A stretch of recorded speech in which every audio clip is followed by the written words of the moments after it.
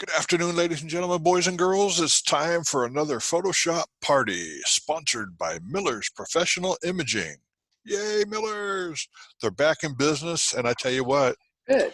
I've already ordered from them, and I've already got deliveries, and I got FedEx showing up this afternoon with another package that I just ordered. Seems like when you click the order button, FedEx shows up with it right away, so that's a good thing. Life is good.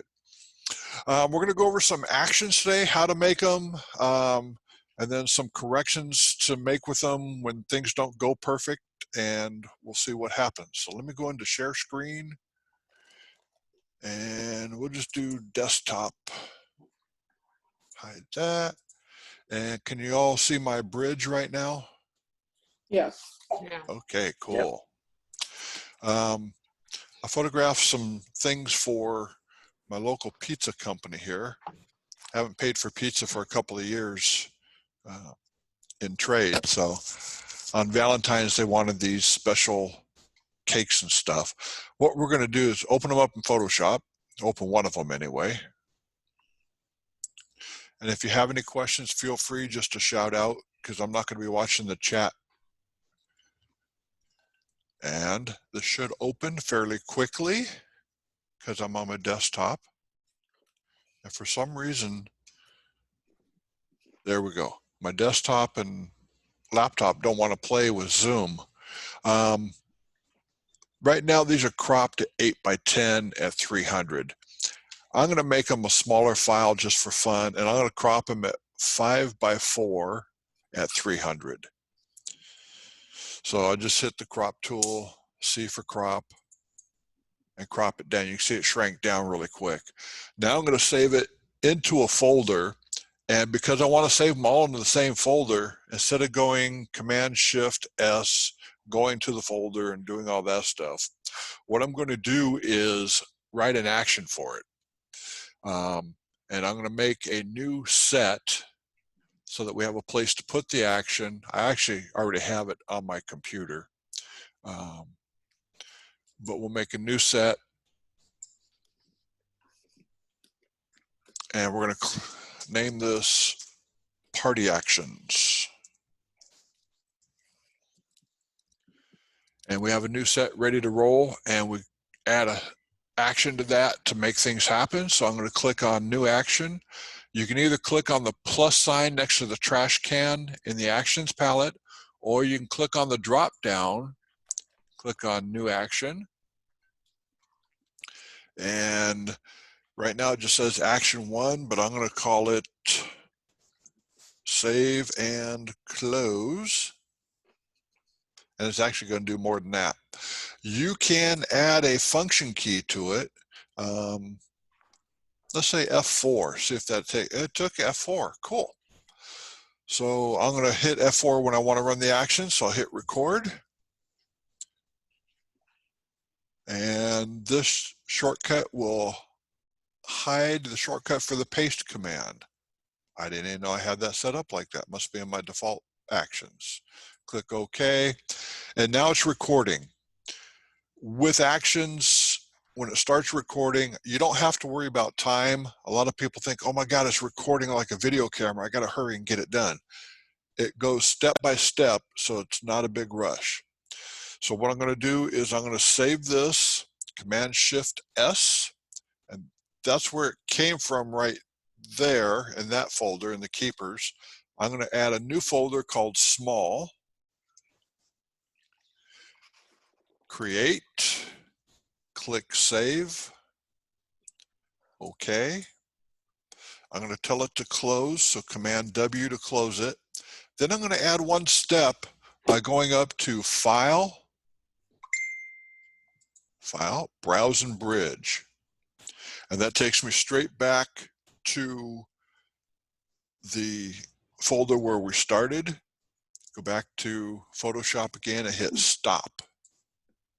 This is a real simple action, but it's really cool because it does so much for you. Okay, back to Bridge. So we've already saved number 12. So we'll go to 31, open it up, crop, and then hit F4. It saved it into the small folder, opened up Bridge, do the same thing here, crop, and F4 to save. Now what you could do is open everything else. So we got it already open, hit F4, but it goes back to Bridge when I didn't need it to. So what I could do is turn off Browse by clicking the checkbox next to it. So when I hit the save on F4, it just closes it. It didn't go to Browse. And if you go to the pizza folder, we have the folder called Small inside of it, and hopefully we have 5 images. They're all 5 by 4 at 300. It tells me so in the information palette right there. So that's like wicked cool. Okay, that's an easy one to do, right? Let's get a little bit more complicated. I have another action that I want to run. And where did I put it? I put it in my 19 Photoshop class in Actions. Let's bring up the bear. What I want to be able to do with the bear is I want to be able to take things out of the picture quickly without hitting the clone stamp, without hitting the healing brush. So what I want to be able to do is take my lasso tool, circle what I want to disappear. Down at the very bottom, we have grizzly bear.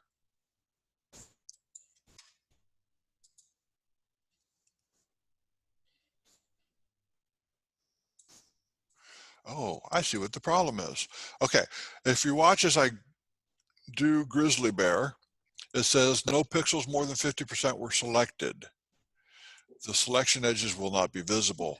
The reason for that is I was playing around earlier and I set my feather to 75 pixels because Randy taught us that last night. So I'm changing my pixels from 75 back down to 1 on the feather, so there's no feather going on. Now if I circle it with my lasso tool, it says, hey, I see what you're doing here. Cool. And I'll zoom in for you. And on my set of actions, I have it set up for F3. So if I hit F3, it automatically takes out whatever I don't want. Let's get rid of this distraction down here at the bottom. We'll hit F3. And what it does is it will walk through the steps, ContentAware Fill and Deselect. So I expand it by 2 pixels or 3 pixels, fill it with ContentAware, and then deselect. So instead of doing all those steps one at a time, I just hit F3 and it does it for me. So let's go ahead and add a party action, and we're going to call this new action. Call this ContentAware Fill. And deselect.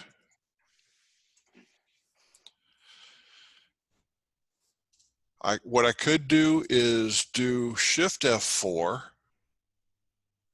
which it automatically filled in for Shift F4. It automatically filled in the shift. So cool. We can do that. Hit record. And I made one mistake because I didn't make a selection before I did it. So I hit stop. And what I'm going to do is select this area up here, which shows that it's indoors inside a building. And I'll hit record again. Record. I'm going to go edit. I'm sorry, I'm going to go select, modify, expand by 3 pixels. Click OK. Edit, fill, ContentAware Fill at 100%, click OK. And then I'll hit deselect, so Command D, or you could go up to select, deselect, and then hit stop. And you can see in the action here, let me move it out, we have expand by 3 pixels without effect at canvas bounds, so there's no feather. We're going to do fill using ContentAware, 100% opacity, and then select, it goes to none. So let's find another area. There's a twig up in the upper right hand corner, so I'll select that. I will hit Shift F4. It filled it, and then it shut it down. That's, if you're doing a lot of those all day long, it's so much better to just circle it, hit Shift F4, and it closes it. There are times when it won't work properly. Just hit the Oops key, which is Command or Control Z.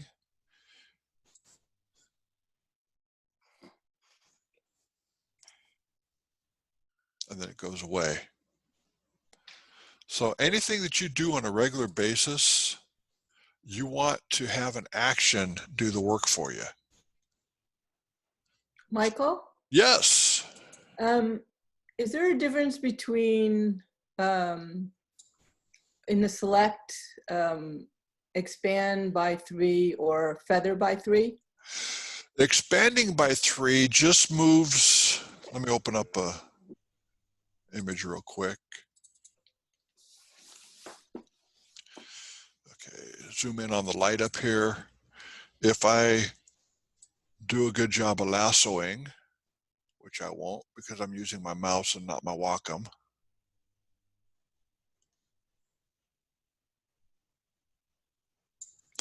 You can see I've almost got this to the pixel level. Mm-hmm. If I do select, modify, expand by 3 pixels, it just goes out by 3 pixels. Oh, I see. Feathering smooths it out. Okay, gotcha. Yes. And the reason I do the expand by 3 pixels is sometimes I kind of screw up and miss a little bit, like up at the very top right here, I missed a little. If you miss and you do the expand by 3 pixels, that it's going to cover your tail. So that's why I do that. Thank you. You're welcome. Okay, next image to play with. I'm a carnivore. And if Mel Carl was here, I didn't see him log on earlier. Are you there, Mel?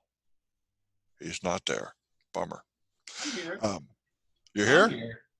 Yay! How's this look? Yummy. Yeah.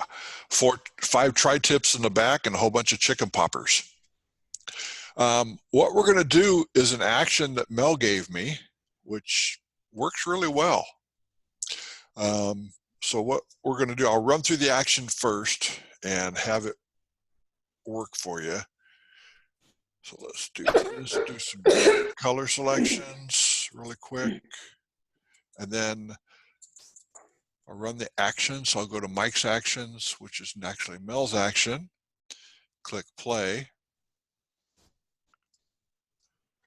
And that made a competition print and border, but I don't like the way I did it because I did the colors backwards. So all I need to do is hit X to change the colors, run the action one more time. And that's a little bit better, but not perfect. How awesome is that? You can do a print border just by clicking a button. So let's go ahead and go through the steps first, and then we will make an action out of it. So I'll click back to open. And what I want to do is I want to go to image, canvas size, and I want to add, I'm going to add 0.025 inches to both the top and the bottom. 0.025. And I'm going to use the background color for it, which is that brown color. Click OK. And what I did was just basically added a stroke.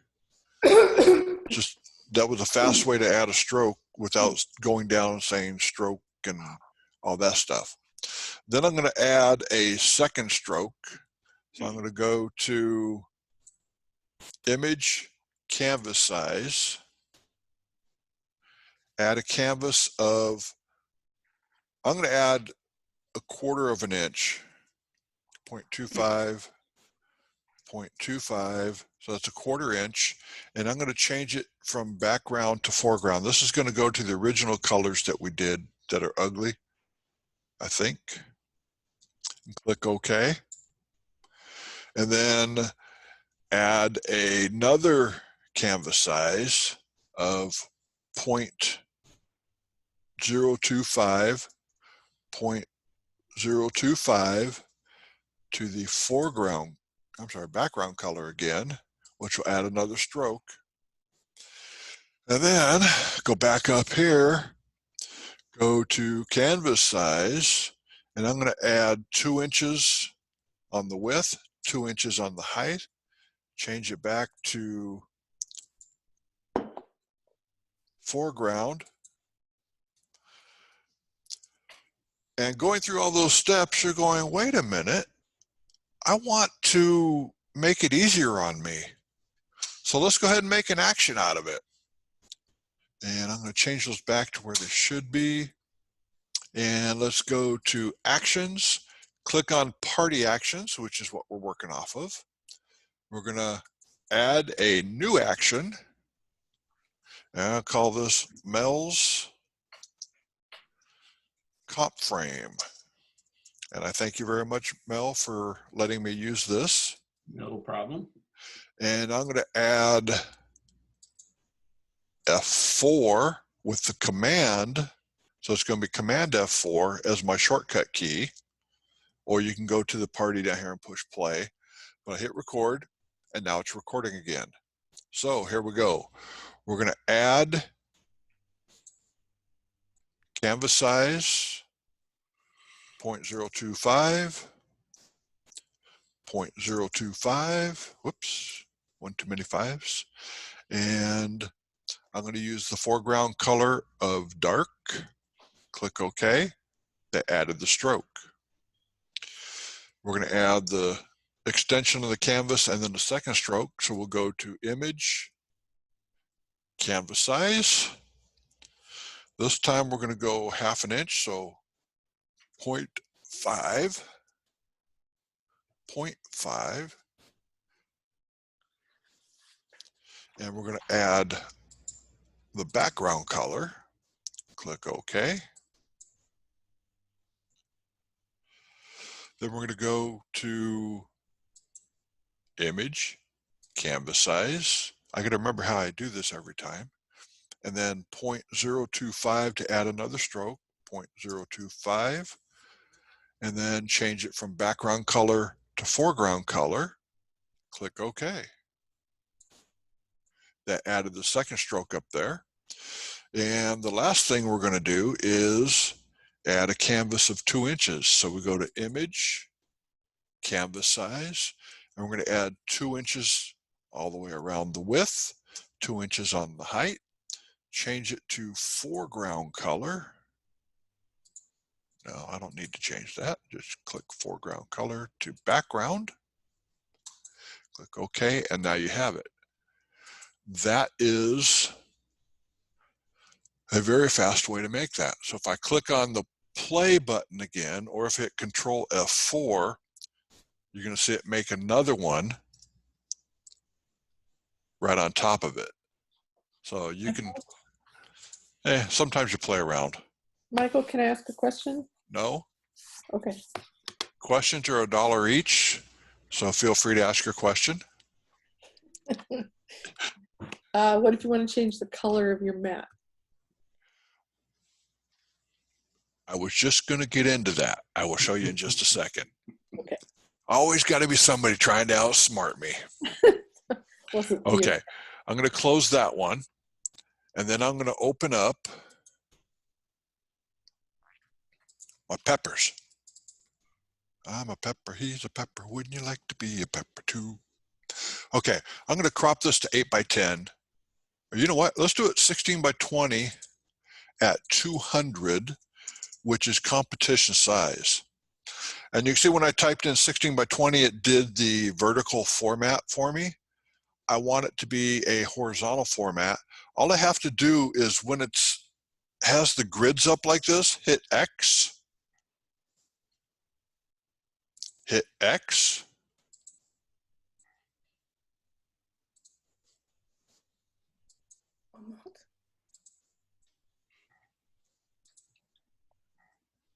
okay, it's not going to do that.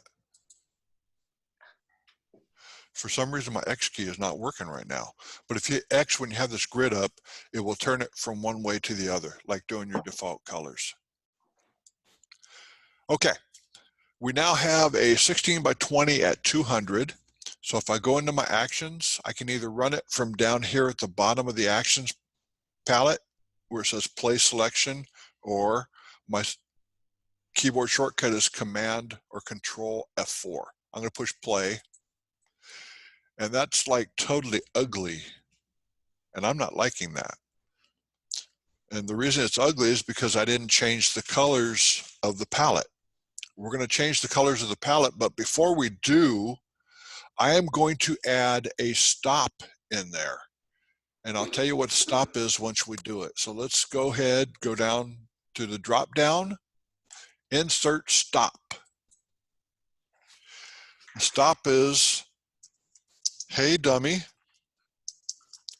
change your colors before you start.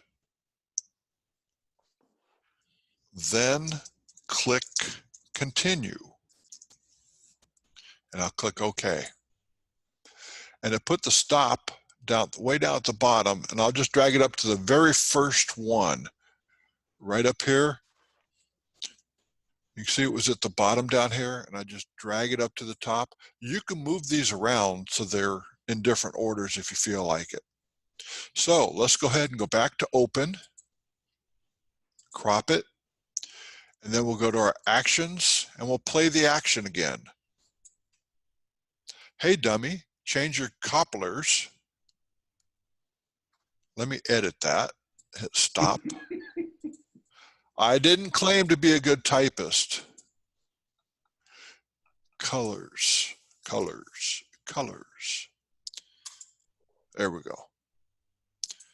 Now it should work perfect. Run it. Hey dummy, change your colors before you start, then click continue. Okay, I'm going to set my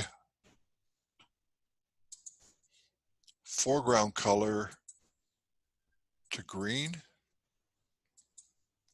I'm going to change my background color to one of the browns in the image itself. And then click play again. And it ran it and changed it. And you can see the foreground color is the green, and that's what does the stroke. The background color is the brown, and so that's our matte. So does that answer your question, how to change the color? Yes, sir. Thank you. Okay. Now, let's say I wanted the last canvas size just a little bit bigger. I'm going to click on the canvas size for the last one, and instead of being 2 inches, I'm going to make it 3 inches. Click OK. And it made a little bit wider border there. So let's go back to our crop up here. Take it back there. Back to actions. Click on play. Hey dummy, change your colors. Okay, I already changed my colors, so I don't need to do it again. But if you want to change it to something else, you can. Like, let's take this green and We're going to make it a little bit darker green so it looks pretty. Then push play again, and you'll see that your stroke is a little bit darker green. It's very muted, so you don't really see it. So we just made a whole bunch of actions in just a little bit of time. Do we have questions? I have questions. Okay, I will listen to questions. In your actions palette, along the side, there are check boxes, and then there's a little box with like a dot in the middle of it next to the arrows. What are those? Because I've had actions mess up and then I couldn't get them to work again. And I think it's because I checked, yeah, those check boxes, and then the little, looks like a folder kind of, but it's like got a dot inside the square. One of yours has no dot. Let's say on the stop, it has the checkbox right here. So if I click the checkbox and turn it off, you'll see that it turns, the action itself will have a red checkbox, which means one of them is unchecked. So if I run it now, it just ran without the stop in there saying, hey dummy, you need to change your colors. So I'll turn it back on, run it again. This time it says, hey dummy, you need to change your colors. So with the checkbox right there will turn off a part of the action. Oh. So like on my ContentAware Fill, I'm sorry, on my Save and Close, and then I went to Browse and Bridge. If I turn off the Browse and Bridge, I can have all my images up here and just hit the F2 keys, which what mine is set to, and hit that over and over and over, and it will save it to that folder. Now, if I want to change the location of the folder, like let's say I want to change the location of this jalapeno from the folder that I've last used is, it's a golfer that I photographed last week. If I hit F2 to save it now, it would save it to that folder, which I don't want to do. So let's say goodbye to the save, and we'll hit record, Command-Shift-S. I'm going to save it in the folder that it came from right now. So I'll rename it Peppers B, save, okay, hit stop. And you'll notice that close is now listed before save. So if I tried to run the action, it would close it and then say, well, let's do this. Let's run it so you can see what it does. It will say, save is not currently available. The reason being, we already closed it, so it's gone. So I just have to drag save up to the top above close, and then it will run after that. But the save and close has a red check mark. Because I turned off browse. Oh, okay. My browse, it automatically takes me to bridge so that I can do the next image. When I'm doing proofing, let's do this.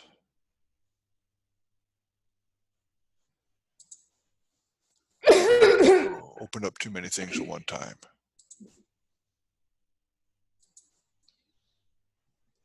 Go to photos, 2018, Revelos Kids.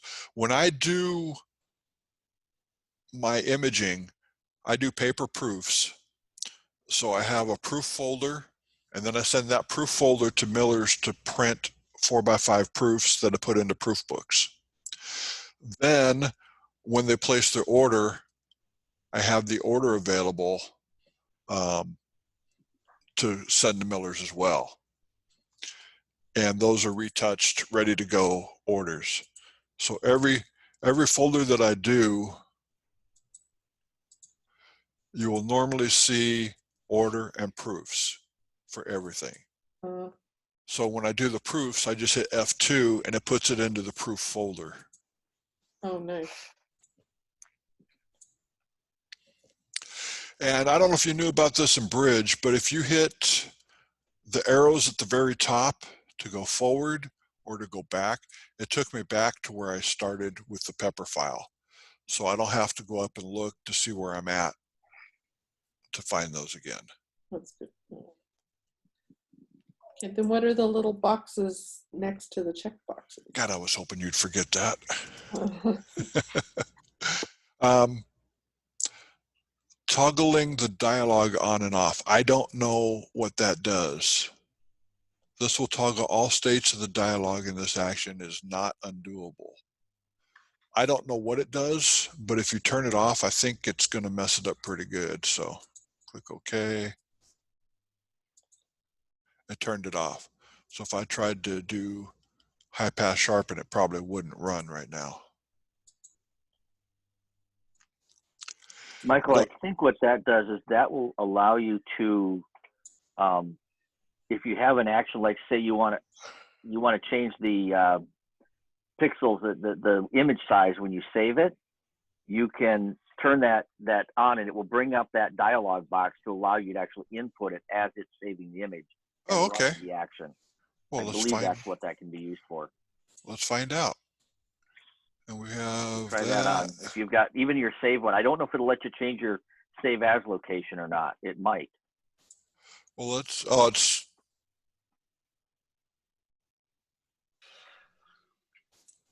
Okay, F4. Are you sharing the screen? I don't know. Am I sharing the screen? No, probably not yet. Not. Let me share the screen. Thank you for bringing that up. I just automatically start working. Don't worry about it, you guys. Okay. So what I did, I turned on this dialog box. So we'll hit F4, and it asks where I want to save it. Right. So that's. Now you can change its name or change the location, and then hit save, and it'll move on. So we'll make this C, save, okay. And it ran the rest of the action for me. Right. so if Thank you. that little box, Thank you, Kevin. if that little box is blank, it's on, and if the little box has the dot in the middle, it's off. Okay. If Meyer's saying if the box is blank, it's just going to do whatever you programmed it to do. If you want to interact with that particular dialog box, you turn the little box on, and it will stop and let you interact with it. Okay, so the little box that's empty means that it's on and you're going to have something to interact with. If the box if is it's empty, if the box is empty, it's just going to run the action. No, I mean the icon itself, one of them has nothing in the dot, there's no dot, and the one above it has a dot in the center. So, yeah. I understand if there's no icon in the empty It box. could be, I don't know for sure, but it could be saying that you have a dialog box that's open in that action.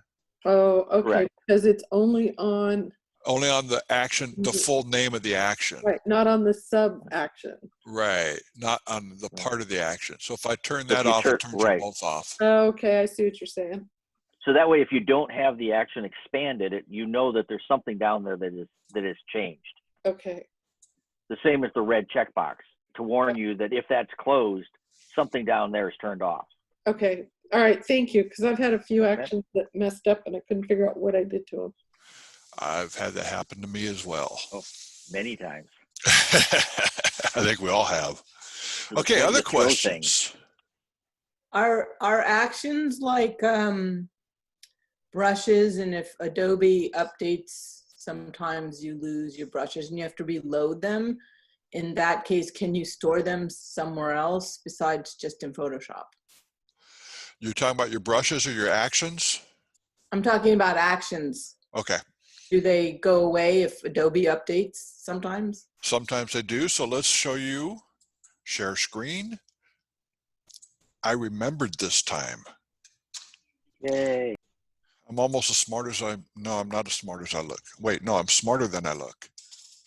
Okay, I have party actions selected right now. If I go to the drop down, go to Save Actions, I'm going to save my party actions. Let's save them to the desktop because that's the easiest place to put them, and click Save. Now I'm going to minimize Photoshop, minimize bridge. Minimize bridge, thank you very much. Party actions is on my desktop right here. So you can put it in a folder. Let me share screen again. Am I sharing my screen or not? Mm-hmm. Okay. Yeah. Let's go to close out desktop, go to my 2020 folder, stock photos. Part of my stock photos is I have actions saved under stock photos. So I know where my actions are at all the time. So if Photoshop decides, hey, I'm not going to play and I'm going to delete all your actions, well, my actions are in my stock photos, so I know where to find them later on. Thank you. You're welcome. Okay, stop share. Michael, I would add, the other thing I would add to that is not to add them to Photoshop's default sets of actions. Put them in your own folder, because that way if they change something in the default set, it's not messing with yours. Okay, here we go back to share again, go to Photoshop. And on mine, you see I have default actions at the top. Next one down, I have mics. Then I have flips and swirls, which is a fun action. And then we have party actions down at the bottom. I have one called Watercolor Artist, which is free through Adobe. And I'll show you what that one does.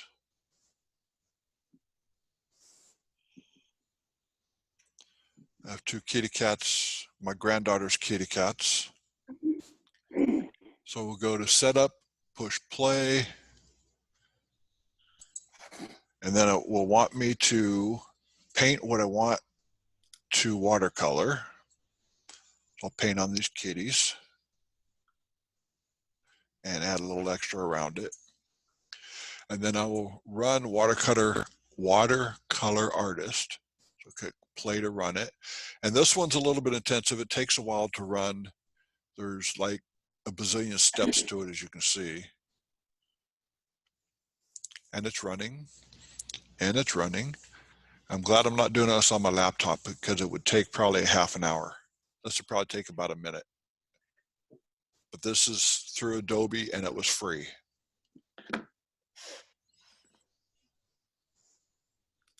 And hopefully to do something to make it look good. While we're waiting, anybody have questions?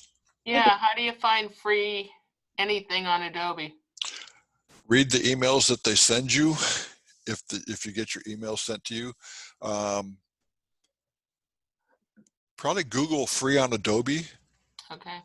But it was one of the emails they sent, said this action is free, and it showed what it is. I like that. I'm going to try it. Okay. Thanks. Mm-hmm. Do you ever use the button mode in your actions palette? Actually, I do. I'll show that as soon as this is done running. I'll show my button mode in the next half hour or so. That's where I tend to run into my problems. Everything's working fine, and I don't know what I did. I hit the button to run an action in button mode, and suddenly it doesn't work. So then I got to go in and look at it, and sometimes I can figure it out, and sometimes I can't. Yeah, if you go back from button mode into the drop-down mode, and then go one step at a time, just double-click on that part of the action, and you can walk through and see what it does. Okay. So if you get an action from somebody, you can see what they did to make this action run. Right. That's how I learned to make them. Yeah. Okay. This is taking longer than I thought it would.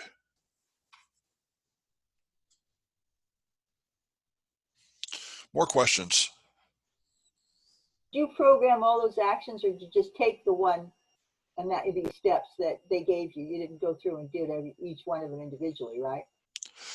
No, that Photoshop action I just push the play button and it goes. I didn't do any programming on it whatsoever. I'm going to stop share for a while. We'll look at each other and ask questions because it's going to keep running in the background while we do this. So, other questions or comments? I have one that's unrelated. Okay. You talking to me? Somebody has a question, Annette? I do. It's a little unrelated. I was going to wait till the end, but if you want, I'll ask now. I'm waiting for that to kick in, so feel free. All right. So I updated to Adobe 2020 a few days ago, and sometimes I add a layer, and then I go up to filter and go to camera raw filter to do some adjustments, and then just so it's on just that layer. Right. And now when I go to camera raw filter, it comes up, but all my sliders are unlabeled. I can move them and the values change, but the arrow in the middle never changes. And I can't tell what I'm moving unless I just guess. Do you know why it's goofed up? No, I have no idea. Okay. I updated it and it still didn't, so. You might contact Adobe about that one. I thought maybe you might have a quick answer, but thanks anyway. Not on that one. Okay, here's what that action does. It makes a watercolor painting out of what you did. And it updated your background? It updated the background, made it look like it's watercolor paper. You can see the texture in there. I think it's pretty cool. That is pretty cool. And if you guys want, instead of having to go through Adobe to get this one, if you want to email me your email address, I will be happy to send it to you, or text me, or not text, message me your email address on Facebook, and I'll be happy to send it to you. Okay. Because this is not a copyrighted action. So, but this is pretty cool. But you can see, where's watercolor? There it is. So then I That one. You can see how long this is, how many steps. Oh my gosh. So whoever laid that out, I thank them for it. That's a crazy one. It's huge. That is a little nuts. Yeah. Okay, I was going to show something else in Photoshop. What was I going to show? Buttons. Button mode. Thank you. Okay, button mode. My actions that I use all the time are in the orange. I have a swirl action that I use now for making those little artistic swirl pictures. You're not sharing, by the way. I'm not sharing? No. Or you guys are just not looking? You are not sharing. I'm sharing. I swear I am. I'm sharing. Now Now, we are. Okay, you can see in button mode, my actions are in orange. The default actions are in gray because I don't use those. In fact, I could probably just delete those off because I don't use them at all. Image comp frame is brand new. Whoops. Did I accidentally run? I just clicked it to run it. Okay. And why is it not running so? Oh, I probably have to make it a little bit smaller. That's a large picture. But if I want, what I can do is go back from button mode to the other mode and image comp frame, double click on it. Function key I'm not worried about. Let's change it to orange so it matches mine. Go back to button mode. And now image comp frame is orange. That way I can find my actions that I run all the time just by doing the buttons up there. And I have my desktop set up the same way. I have history, actions, and layers up on my top right all the time. I know where to find them. And it's gonna be there for me.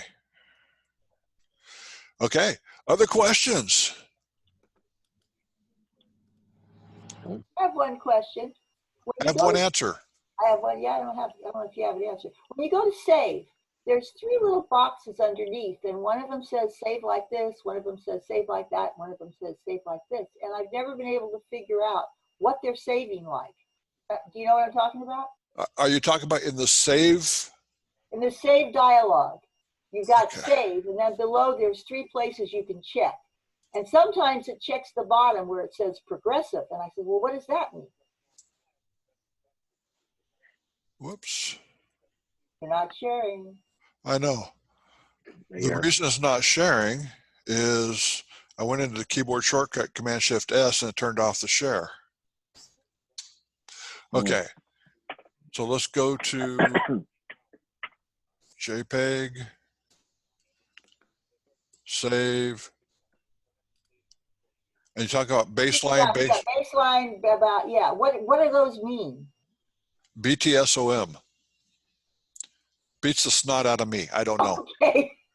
Well, cause sometimes it's down there progressive, and I never put it progressive. I don't know why it went down there. It probably saved it. However you saved it last time is how it will bring it up again.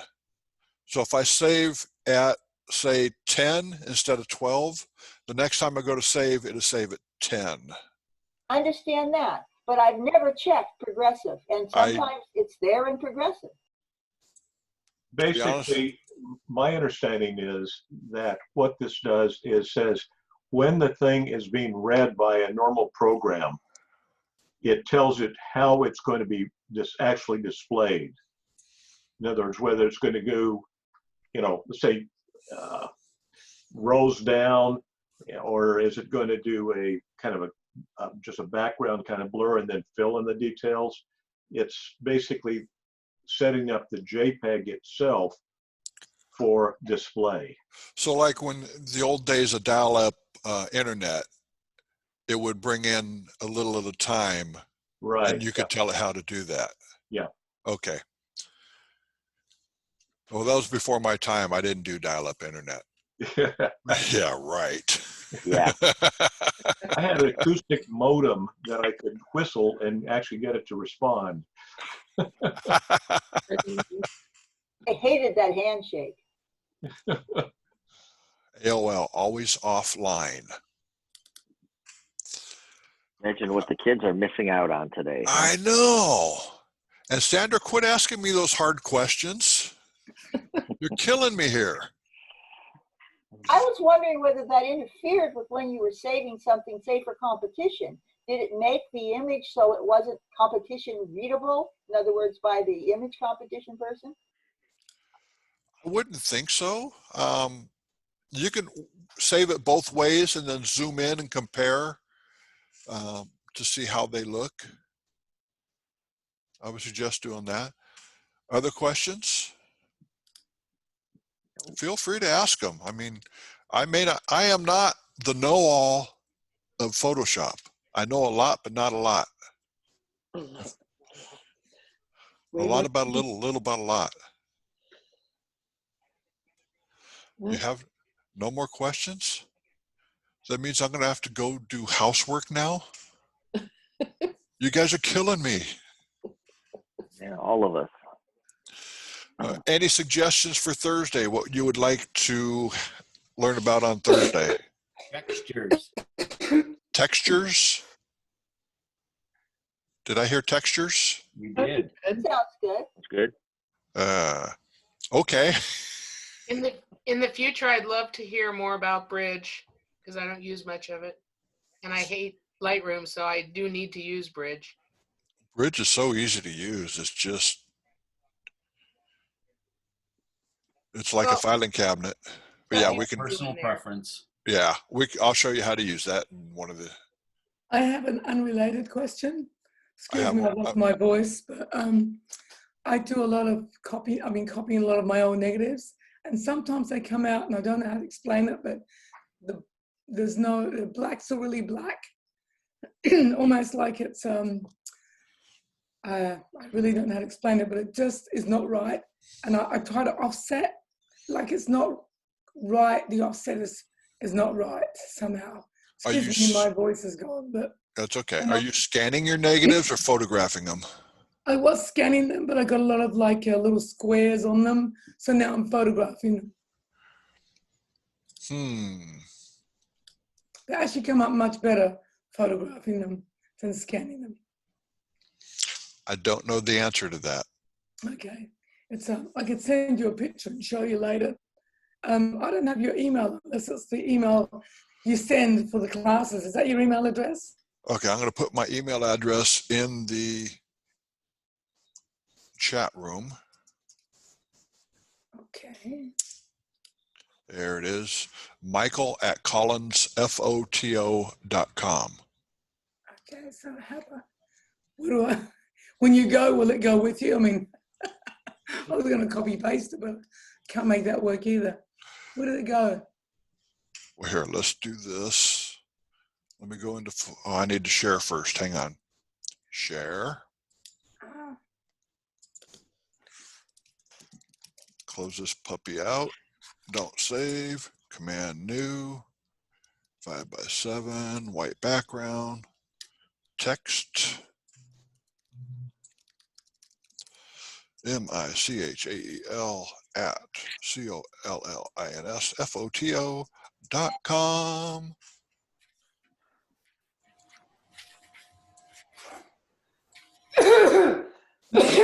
Okay, there are my email address. Feel free to email me. If you have questions, I'll be happy to answer them, or probably prefer to talk over the phone to answer them so we can kind of work together to get things done. And when I get my voice back. Yeah. Okay. Everybody, do I need to leave that up longer? No, I got it. Anyway, That's good. Yeah. Going once, going twice. Thank you. Gone. Michael. Okay. So Yes. that swirl action. I'm really interested in that swirl action. Okay, I'll send you the swirl action. In fact, we can go through that too, because there's a lot of things that I'm doing.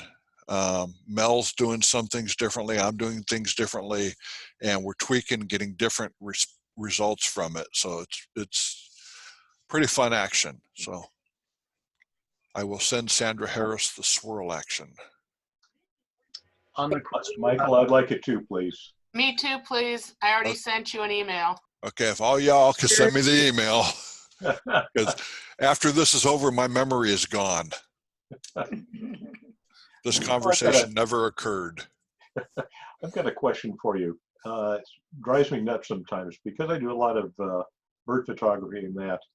A lot of times when I am looking at it, it appears that I have a halo sometimes around it where there's high contrast. But if I go zoom in, even down to the pixel level, there's absolutely no halo at all. Is that just simply my eyes seeing that, or what? Okay, let me share screen. And go into bridge. And 2020.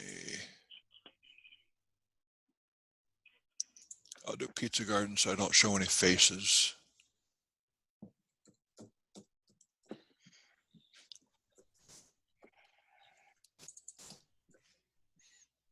Okay, in Camera Raw, there is a setting under lens corrections to remove chromatic aberrations. Mm-hmm. So you click on that when you open it up in RAW. And you can also do lens profiles at the same time. And then you can also color correct, which mine's on because, oh, it's off a little bit this time. Normally my lights are set to, wow, those should be coming the same.